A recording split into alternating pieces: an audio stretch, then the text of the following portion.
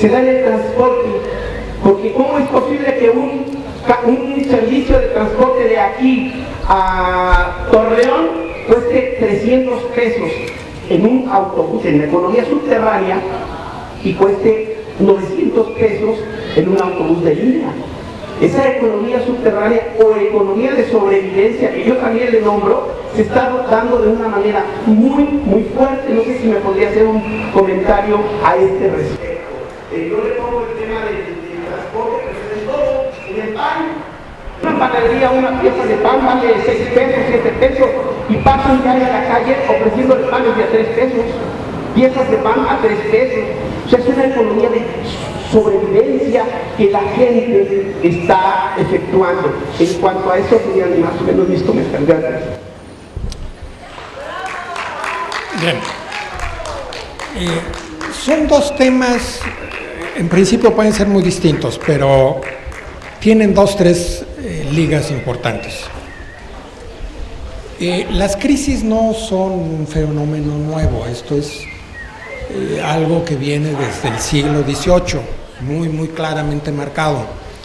Sin embargo, hay 2 rasgos que son muy importantes y que se encuentran ahora. Aparece una gran crisis en la cabeza del sistema, en Estados Unidos, que no es muy distinta de la crisis de 1933, 30-33, 29-30-33. ¿Qué es lo que es parecido? Es una crisis que se genera desde dentro del sector financiero. Y en el sector financiero hay dos cosas que se mueven. Se mueven los activos de las empresas y las deudas de las empresas y de los bancos. Pero las dos cosas están conectadas. Cuando ocurren procesos como los que se generan prácticamente desde el año 2000, en que se hace crecer artificialmente el valor de esas dos cosas, eventualmente una de ellas revienta. Y revienta porque la economía real no está creciendo en forma sólida. Y entonces las dos cosas se desbalancean y el lado de las deudas se mantiene creciendo, el lado de los activos cae. Eso provoca quiebras. Y lo primero que quiebran son los bancos. Pero también con eso las empresas. Esto que ocurrió ahora en Estados Unidos, y lo ven como algo nuevo, no es tal. En el Fondo Monetario Internacional, en el año 2005, hablaba de 152 crisis financieras con tonos equivalentes en todo el mundo capitalista. Ahí están al menos 3 en México, una en Brasil, otra en Taiwán, otra en Rusia, y empezamos a ver, hay un mosaico de crisis que tienen 2 características. Empiezan con deudas privadas, la incapacidad de manejar esas deudas privadas y que se convierten en deuda pública.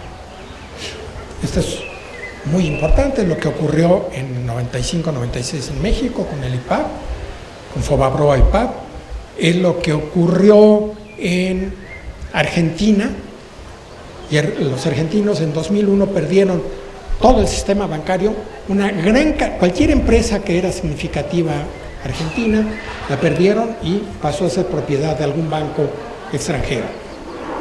Pero aparte, la economía colapsó. Y al colapsar, se tiene una quiebra brutal en las relaciones de trabajo y en las relaciones de producción. Y eso suele terminar en que muchas empresas, para reactivarse, se ajustan. Y la vía del ajuste, el ajuste estructural por excelencia, ocurre sobre y en contra del trabajo. Y esto en México ocurrió, y empezó a ocurrir de manera masiva en 82, creando lo que usted llamaba la economía subterránea, la economía precaria, la economía de sobrevivencia. Y efectivamente, este país desde entonces entra a crear, porque antes de eso no había tanto. Una cosa es una empresa ejidal, y eso no es subterráneo ni precario, tiene unas formas muy sólidas de organización, en contra de esta cosa de alguien que produce pan o tacos, qué sé yo, en la calle, ¿sí?, a precios que son una tercera parte de lo que ocurriría en cualquier otra empresa. Y en un punto yo diría, qué bueno que se puede hacer, porque es la única vía de sobrevivencia. En otro punto también diría, en realidad es una falsa puerta de escape. Sí, porque a nivel sistémico no resuelve. Pero hay algo singular. Desde mediados de los 90, esto que ocurría en los países subdesarrollados, también ocurre en los países desarrollados. Y ahora se empiezan a reconocer que hay grandes corredores industriales desarrollados y grandes espacios de pobreza. Grandes espacios en donde la gente, los trabajadores normalmente son desplazados y empujados a condiciones de pobreza. Y esto está ocurriendo a nivel global. Esto es nuevo. Esto no ocurría antes. Usted podría decir, Estados Unidos era una economía, dijéramos, relativamente homogénea hasta por ahí de los años 80. Después de eso se ha empezado a polarizar en dos. Una precaria, otra muy exitosa, salarios altos, insertado en la economía global, toda esta cosa. ¿Qué tiene que ver con la crisis actual? En la crisis actual hay un proceso muy acelerado de recomposición dentro de los países desarrollados y entre los países desarrollados. Por ejemplo, hay un programa que está financiando Obama que le llama hay que traer los trabajos de vuelta a casa. ¿Qué es lo que están haciendo? Empresas que antes se habían deslocalizado hacia China o a Brasil o a México, las están llevando de vuelta a los Estados Unidos. En condiciones muy distintas, con fuertes subsidios estatales para tecnología y organización e inversión, para recomponer su espacio productivo y social. Esto lo están haciendo ellos, calladitos, sin hacer mucho ruido, porque parecería como ajeno a la idea del neoliberalismo. Pero cuando se trata de ellos, lo hacen. ¿Sí? Los gringos tienen una frase maldita, dicen, tú haz como yo hago, no como yo digo. ¿Sí? Son un cinismo pavoroso. Al resto del mundo le dicen libertad de mercado y nada de dar subsidios. Ellos lo hacen.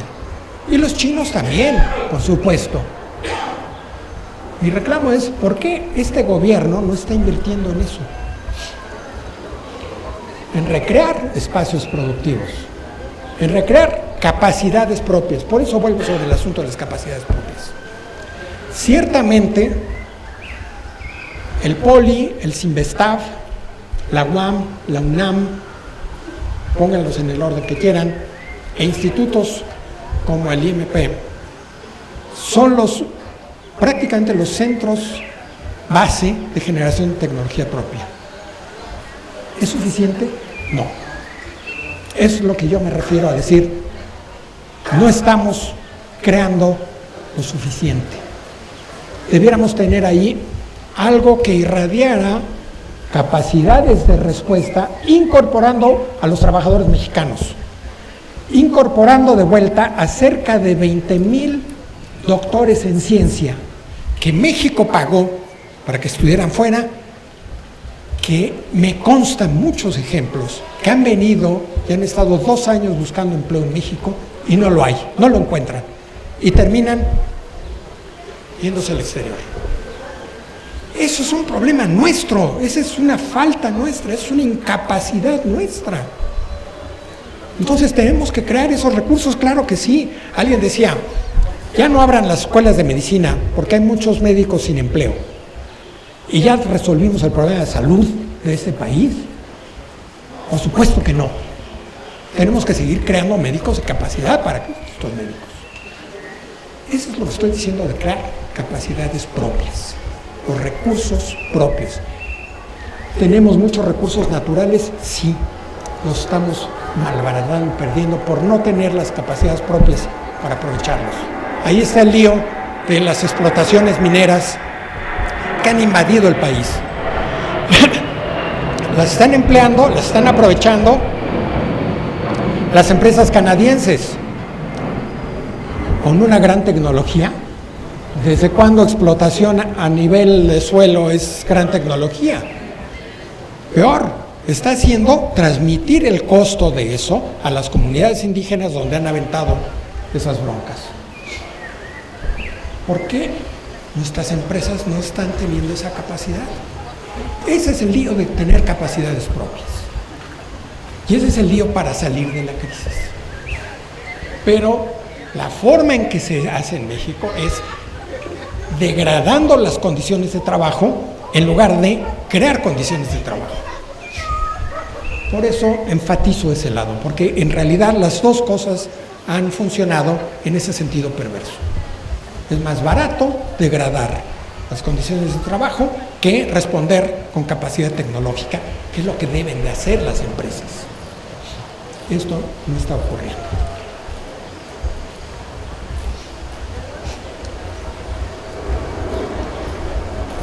Bien, creo que ya los agoté. Entonces, diría, paro aquí.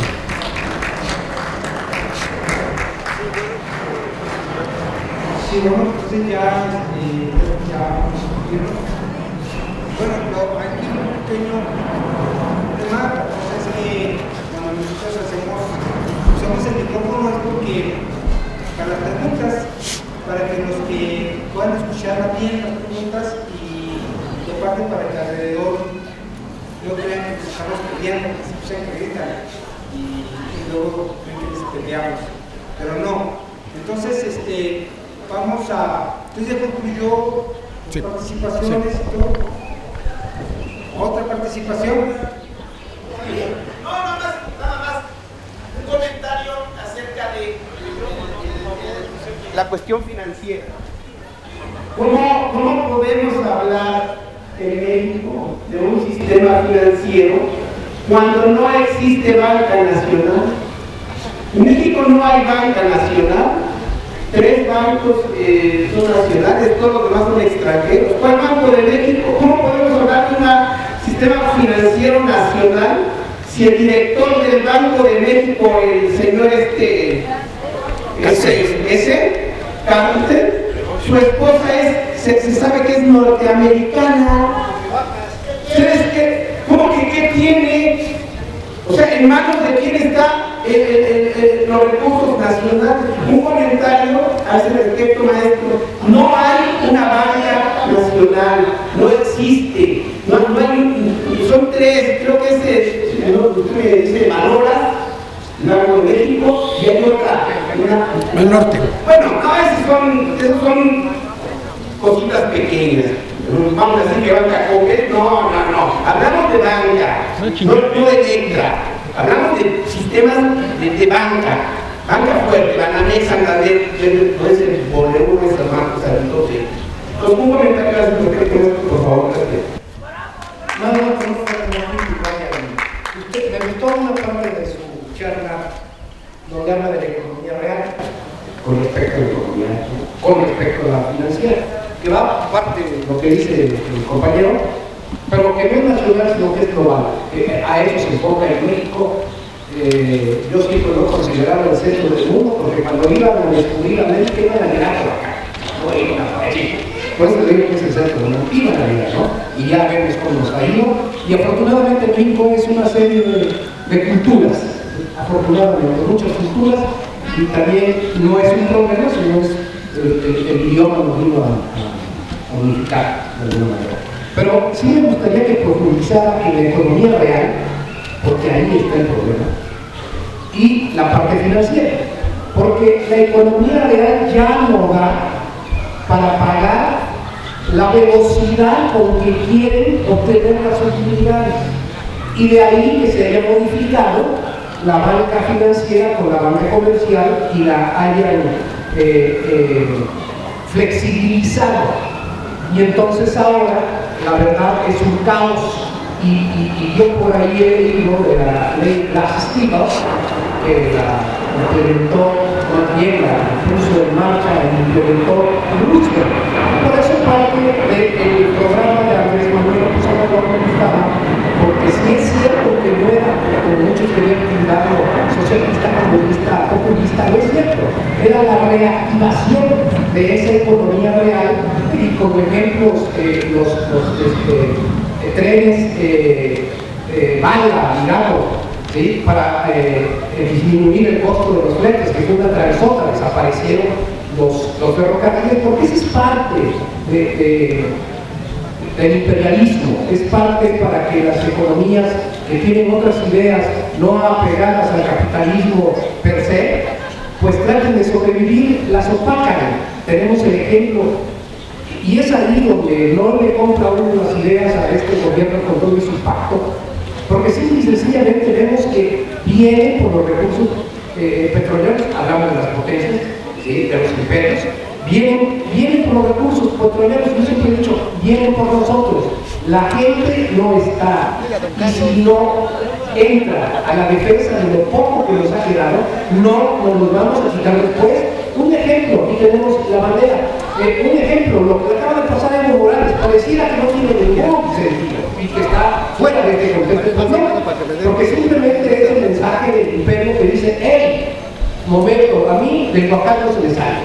Y por lo tanto, pues no fue una farsa, fue una realidad donde yo no sé qué tanto en peligro ha estado en la vida de Evo Morales, pero vimos cómo los países, España, Inglaterra, obviamente Inglaterra, Italia, Portugal, la misma España, se pone de tapete para que, pues porque sospechaban que llevaban ahí a Snowden, pero pues Snowden no dijo otra cosa que no supiéramos, pero lo dijo con más precisión, como lo dijo Julian Assange y el soldado que tienen aquí en Estados Unidos condenado, pero es parte precisamente de toda humanidad. No está separado una cosa del otro. El espionaje cibernético que tenemos es otra parte de guerra. Y aprovechando el micrófono, yo aquí traigo con el propósito de que la gente esté más enterada, les voy a pasar por ahí bajo la lupa que escribe Alfredo Jalife, donde habla de la entrega de aguas profundas, shale gas y la atmósfera, etcétera, etcétera, ¿no? Y la relevancia de Pérez. Me gustaría, el propósito es darles una copia, ustedes sacar la copia y la hagan saber a la más gente, porque es la única forma de enterarse. El bloqueo informativo es el origen que dio este círculo de reflexión, el cual pertenezco. Muchas gracias. Muy bien, maestro. Una sola pregunta. Porque para encauzar nuestra forma de lucha y nuestras actividades, ¿ve usted alguna posibilidad en esta próxima reforma financiera que el Estado recupere o aumente sus ingresos cobrando impuestos, es decir, más bien recuperando su capacidad de cobrar impuestos al capital financiero y a las grandes empresas? ¿Hay alguna posibilidad? Porque nosotros tenemos que educar para ver dónde enfilamos nuestra lucha, ¿no? Tener elementos para esto. Muchas gracias, hermano. Bien. Las cuestiones financieras se suele pensar como algo ajeno a lo que es la economía real productiva. Y eso en buena medida es un error. Las empresas que producen tienen que utilizar recursos financieros, suelen utilizar recursos financieros. Cuando compran o venden usan dinero, y cuando usan dinero, sea que paguen deudas o que cobren deudas, significa que no podemos verlos como si fueran dos cosas distintas. Eso es un problema muy importante y ocurre en cualquier país capitalista. Primer punto. Segundo punto. Ese proceso de relación financiera productiva conduce a crear problemas. Y son problemas que pueden generar crisis. Y cuando han ocurrido crisis, una de las formas más importantes que aparece es que quiebran las instituciones financieras. En México no es la primera vez, no es una vez que hayan quebrado las instituciones financieras. Al menos podríamos decir que en 76 hubo un problema muy grave de crisis, hubo un primer fondo de rescate, entonces, en el Banco de México. En 82, 83, literalmente el gobierno toma los bancos, porque los bancos se habían endeudado en dólares, vino la devaluación y no tuvieron más que salvar al sistema financiero. De la misma manera que ocurre de vuelta en 95-96, y en ese caso no se rescatan, sino que los dejan que los tomen los bancos internacionales. Y prácticamente no queda más que un banco que era muy pequeñito y no estaba sobreendeudado en dólares, que era Banorte, y de ahí es el único que ha quedado como un banco, dijéramos, de capital nacional.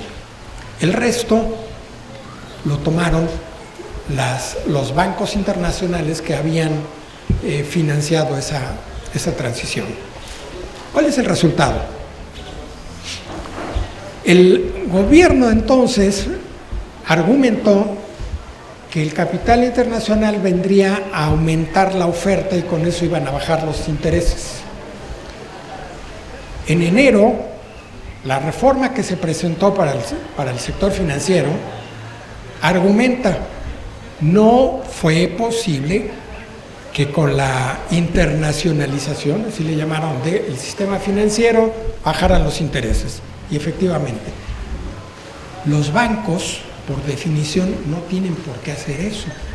Los bancos pueden hacer algo que no hace cualquier otra empresa, y es diferenciar a los clientes. Los bancos no son como un supermercado en que está la misma mercancía para todos. La mercancía que venden es una mercancía que a mí me la cobran a un precio, a la señora a otro y a Walmart a otro. Entonces, esa diferenciación es muy importante para entender el problema financiero. No lo pueden regular de esa manera. Entonces, lo que ha ocurrido es que el gobierno ha ido cayendo en cuenta que muchos de los argumentos con los cuales defendió ciertas políticas en el pasado ha tenido que recular porque no puede resolver los problemas. ¿Cuál es el lío ahora?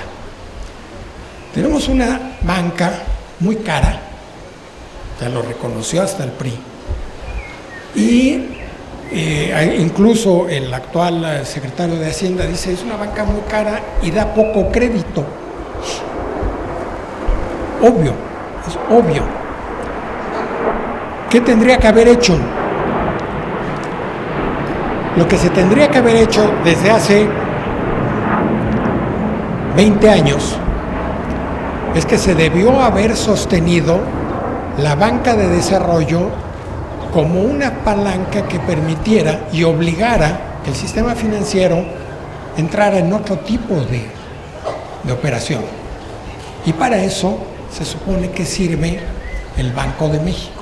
Pero el Banco de México puede ser muy eficiente para dos cosas: bajar la inflación a veces y pegarle a la economía real, la mayor parte de las veces. Voy a dar un ejemplo.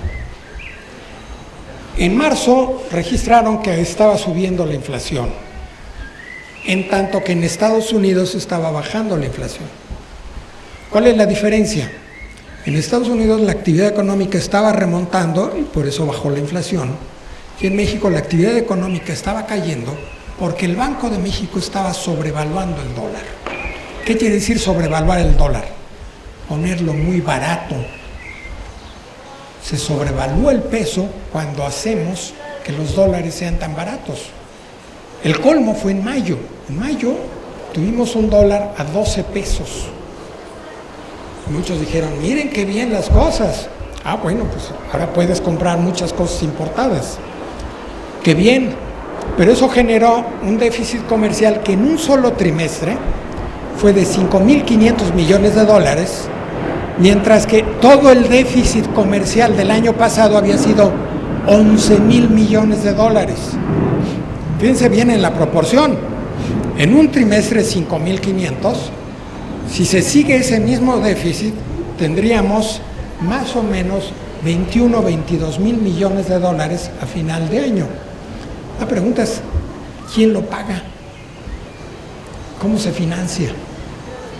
Para que eso ocurra, quien termina endeudándose es el gobierno de México y se convierte en un costo fiscal.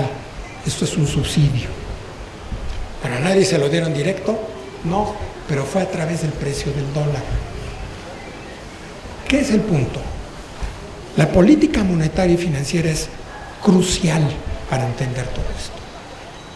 La política monetaria y financiera tiene costo fiscal.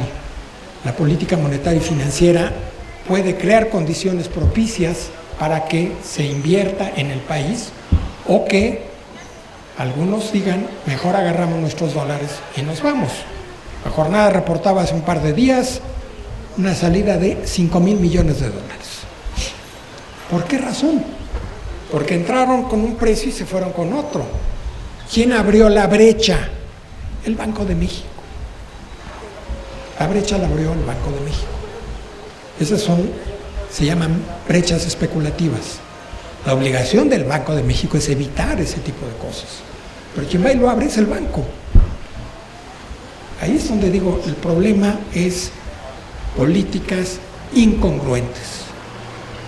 Entonces, es muy importante entrar a un punto en el cual tengamos que discutir políticas, obligar a políticas congruentes. Una de estas fue la reforma financiera que se empujó a principios del sexenio.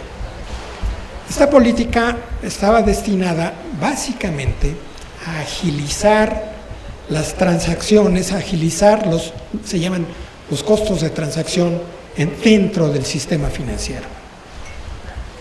Punto. ¿Permite eso bajar las tasas de interés? Ya se dieron cuenta que no, que así no va. Y que con eso no van a hacer que se agilice el crédito interno. Bueno, entonces tenemos que entrar en otro proceso. Es un proceso que yo digo, los ciudadanos de a pie tenemos una tarea muy, muy importante, que es exigir que la política económica, financiera, fiscal, comercial, sea congruente. Porque lo que estamos viendo es que no es consistente y genera problemas y desemboca en crisis. Claro que sí.